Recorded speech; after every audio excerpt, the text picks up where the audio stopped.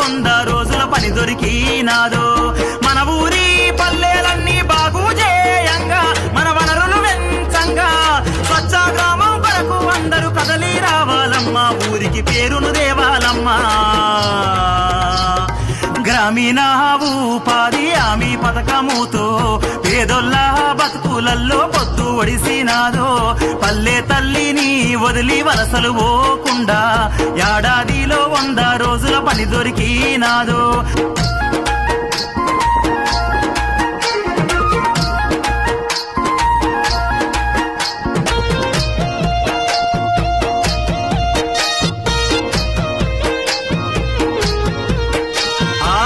పొద్దు ఒడవంగానే ఊరి ప్రజలంతా పనికి సిద్ధం కావంగా అమ్మ నాన్న అన్నా